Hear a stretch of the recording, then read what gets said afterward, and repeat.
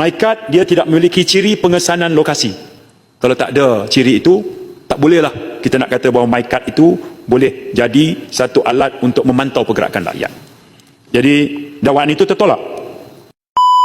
Berhubung potensi penyalahgunaan fungsi MyKad sebagai instrumen memantau pergerakan rakyat di samping rekod keselamatan data negara yang dilihat rapuh. Baik, Tuan Ketua, saya nak tegaskan bahawa MyKad merupakan dokumen pengenalan diri serta mekanisme pengesahan identiti.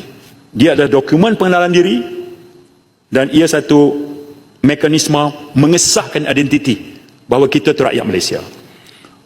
MyKad dia tidak memiliki ciri pengesanan lokasi. Kalau tak ada ciri itu, tak bolehlah kita nak kata bahawa MyKad itu boleh jadi satu alat untuk memantau pergerakan rakyat. Jadi dakwaan itu tertolak. Ya, sebab kalau dikatakan kerajaan menjejak pergerakan atau tabiat harian rakyat melalui kad adalah tidak benar sama sekali. Sebagai komponen utama, MyKad ini direka dengan algoritma penyulitan tahap tinggi bagi memastikan perkongsian data antara sektor awam dan swasta kekal selamat daripada pencerobohan. Antara satu perkara yang saya anggap penting untuk kita ingatkan adalah MyKad ini di bawah Jabatan Pendaftaran Negara mainkan peranan penting ketika Budi 95 petrol ni nak dilaksanakan. Sebab lebih 4,000 stesen minyak di setiap island, MyKad itu boleh dibaca. Island itu sebelum itu boleh membaca debit card, credit card atau loyalty card. Tapi apabila kerajaan nak melaksanakan Budi 95 ini, JPN tampil untuk ikut sama membantu pembangunan sistem bagi membolehkan setiap rakyat Malaysia bila nak beli minyak pergi ke island itu dan di terminal itulah boleh dibaca MyKad kita.